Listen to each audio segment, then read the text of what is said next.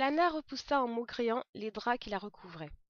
Elle se retourna une dernière fois, avant de se décider à quitter son lit douillet. Elle jeta un rapide coup d'œil par la fenêtre de sa chambre. Il devait être tard, car sous l'esplanade de la Défense qu'elle apercevait de sa chambre, les passants avaient ralenti le pas, signe qu'ils se promenaient ou allaient faire des courses, mais ne couraient pas pour attraper le bus, le métro ou le RER.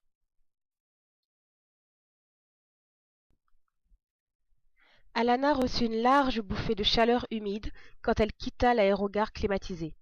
Le soleil se reflétait sur le toit des véhicules parqués à quelques mètres, et de frémissantes émanations cherchaient à remonter vers le ciel. Une rangée de palmiers donnait un avant-goût d'évasion et d'exotisme aux voyageurs engourdis par des heures de vol.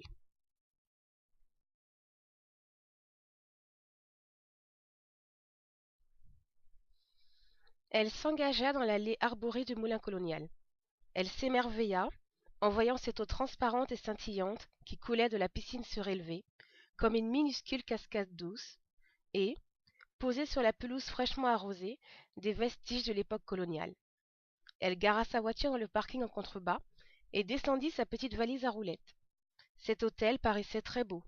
On entendait la mer qui s'allongeait sur son drap d'or en gémissant doucement. Le ronronnement de la piscine ressemblait à une berceuse qui voulait rivaliser avec les murmures de plaisir de l'onde bleue. Les villas créoles, disposées en demi-cercle autour de la piscine, formaient un écrin bleu et jaune du plus bel effet.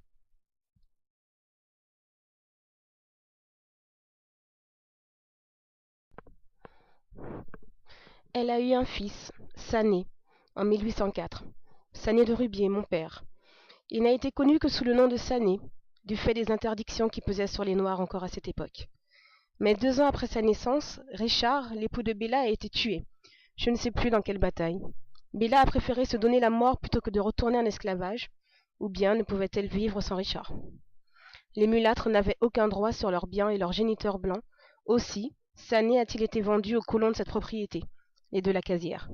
Il a été élevé par une esclave, Manta, et il a travaillé dans les champs de coton qui s'étendaient à l'infini.